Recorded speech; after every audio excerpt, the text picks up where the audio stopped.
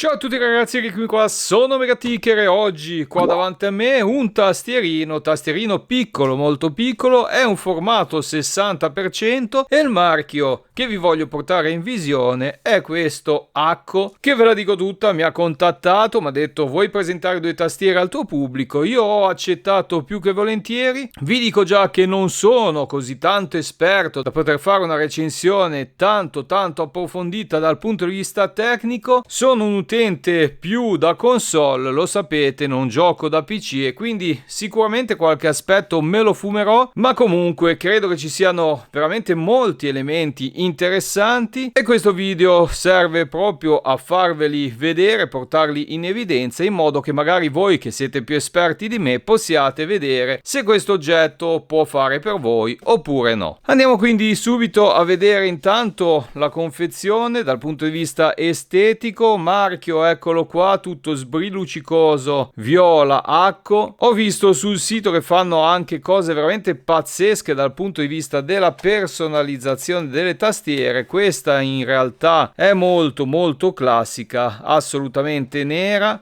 Nella confezione avete visto la protezione di plastica, qui c'è la tastiera che la mettiamo un attimo da parte, un libricino di istruzioni rapide, ovviamente questo in cinese lo eviterei, dall'altra parte c'è in inglese e qui come vedete ci sono elencate tutte le combinazioni di tasti per attivare, disattivare le varie funzioni, perché ovviamente come vi dicevo essendo una tastiera 60% non possono esserci tutte le funzioni cliccabili con un tasto. Andiamo poi a vedere ancora all'interno della confezione. Quello che c'è è questo silurone nero, all'interno abbiamo le due pinze, questo ve la faccio vedere dopo, serve per levare i caps, i tasti, e questo per levare direttamente gli switch di cui poi parlerò un attimo dopo. Abbiamo un cavo perché la tastiera è cablata, sagomato come vedete da questa parte, comunque Type-C, infatti io la collegherò al computer con il mio cavo già collegato. Così a spanne mi sembra un cavo che potrebbe essere 1,5 metri, quindi assolutamente idoneo per raggiungere il vostro computer dietro la scrivania. Queste due sono le pinzette che vi dicevo per levare i caps, i tasti di plastica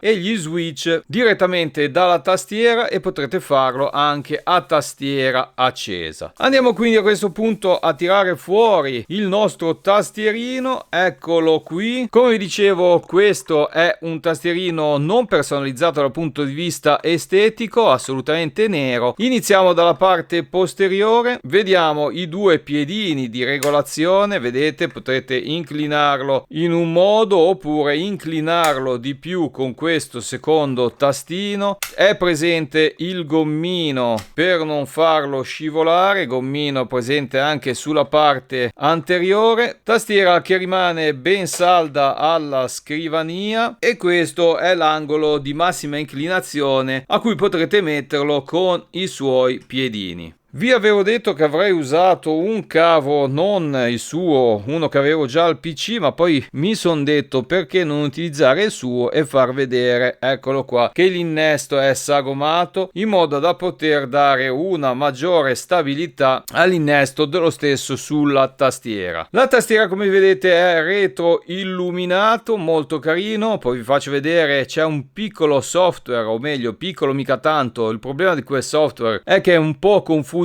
non è tradotto bene in tutte le sue parti. Ad ogni modo vi dicevo, dal software potremo andare a personalizzare i giochi di luce. Della tastiera dal punto di vista estetico non posso farvi vedere altro perché ad esempio questo è uno sportellino che in alcuni modelli è dedicato allo switch tra wired e wireless. In questo caso come vi dicevo la tastiera è completamente cablata e quindi pinzetta alla mano mano adesso vi faccio vedere come sono fatti gli switch, ecco qua, come sono fatti i caps, molto molto robusti, mi piacciono. A onor di cronaca vi faccio anche vedere la sagomatura chiamata OEM, ce ne sono di diversi tipi, questa è fatta in questo modo, vedete in sezione il tasto, lo vedete anche dall'immagine del loro sito, e qua sotto tutto illuminato abbiamo lo switch, che è la vera particolarità di questa tastiera. È uno switch Sakura rosa magnetico, e sì, perché lui funziona attraverso l'Hall effect, ossia più il magnete si avvicina alla piastra di fondo e più il campo viene percepito con maggiore intensità. Questo permette, ragazzi, di attribuire delle funzioni analogiche alla pressione del tasto. Immaginatevi che dobbiate accelerare, ad esempio, quello è un esempio classico in un gioco, attribuite la funzione a un tasto. Ve lo faccio vedere anche sul programmino, vedete, io schiaccio la barra spaziatrice, l'input scende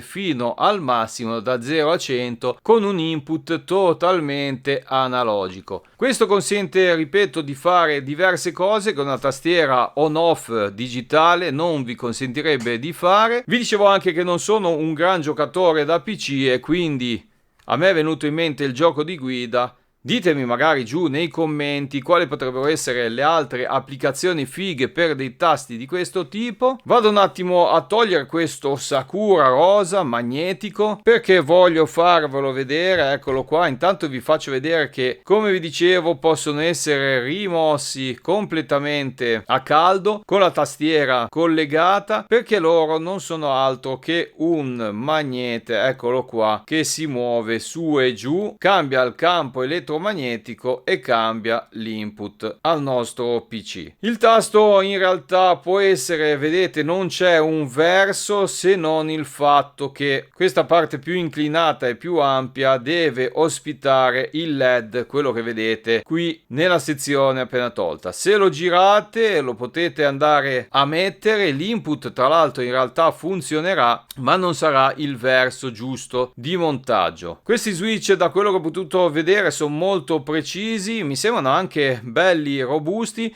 Mi sembra che la grammatura di azionamento sia sui 50 grammi, quindi abbastanza sostenuta ma non troppo. Andiamo a rimettere, basta, vedete, premerlo verso il basso, eccolo qua, lo sto schiacciando in questo momento.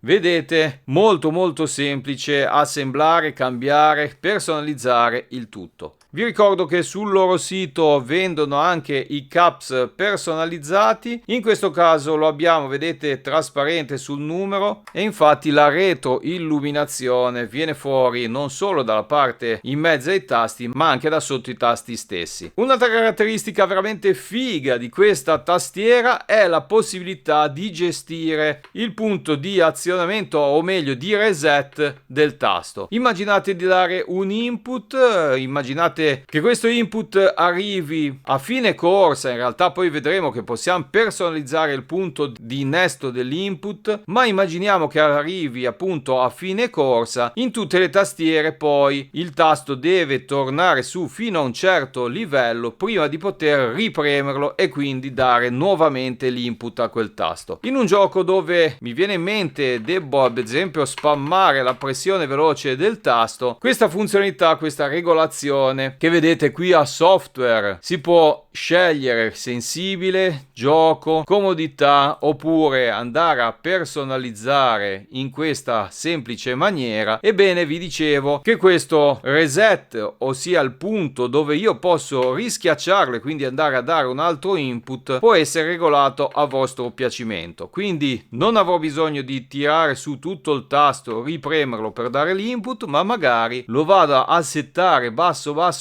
e quindi l'input, una volta premuto, arriva, rilascio leggermente, rischiaccio, ed ecco lì che il tutto diventa veramente molto molto più veloce. C'è anche la possibilità di settare le zone morte, vedete, ossia delle zone entro la quale la pressione del tasto non sortisca nessun effetto. Questo tipicamente se avete la mano pesante e non volete che una leggera pressione dia l'input al tasto, lo settate un po' di più magari del normale, e quindi anche a mano pesante schiacciate leggermente il tasto, lui non darà l'input al vostro gioco. Queste sono tutte cose che potrete fare da questa applicazione, che potrete scaricare sul loro sito. Ce ne sono veramente tantissime altre, più che dal programma adesso ve lo faccio vedere qua sul loro sito, dove un po' è spiegato, ossia vedete tasti dinamici. Ad esempio potrete dire che una pressione di 7 mm sortisce un effetto di battitura, ad esempio la A. Arrivati a una pressione di 3 mm e mezzo scatta la S, io vado a rilasciare, mi scatta il tasto D, vado a mollare del tutto, ritorna quindi su a 7 mm in movimento dal basso, ed ecco qui che avrete magari installato un'altra funzione. Lo leggete qui a sinistra, spiegato meglio di me. Una singola pressione di un tasto può realizzare fino a 4 azioni. Potrete poi anche decidere di attribuire alla pressione prolungata oppure al singolo tap altre funzioni. Insomma, le possibilità sono veramente tantissime. E parlando invece un po' di dati tecnici, a parte il 60% che vi avevo detto all'inizio, che è la configurazione molto compatta, stiamo parlando, ragazzi, di una tastiera, vedete, neanche di 30 cm. Tastiera che ha un polling rate addirittura di 8000 Hz. Questo innesco rapido è quella funzione che vi dicevo prima, quindi potrete andare a dire quando poter ridare l'input nella salita del tasto. DKS idem, l'azione multipla alla semplice pressione. Interruttore magnetico perché, come vi dicevo, Hall effect, quindi switch assolutamente magnetici. Memoria integrata perché lui si tiene tutto in memoria e non avete bisogno di riconfigurare tutto a ogni accensione del PC. Retroilluminazione, è compatibile con il Mac e con Windows.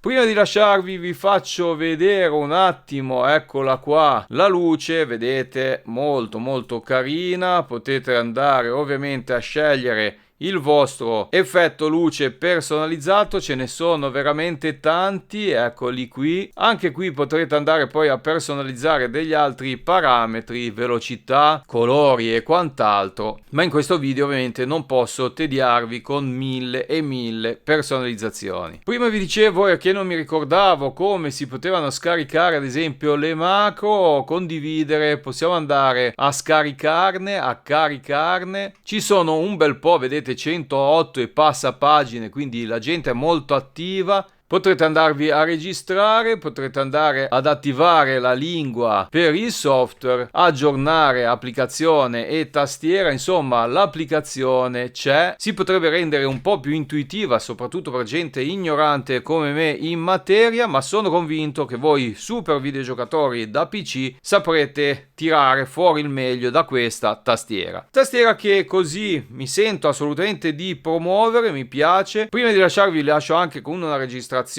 dell'audio in battitura. Se vi è piaciuto il video, se vi è piaciuta la tastiera, lasciate un like e registratevi al canale. Noi ci vediamo alla prossima, state con me per il rumore dei tasti in azione. Qua è Megaticker, un salutone e ciao!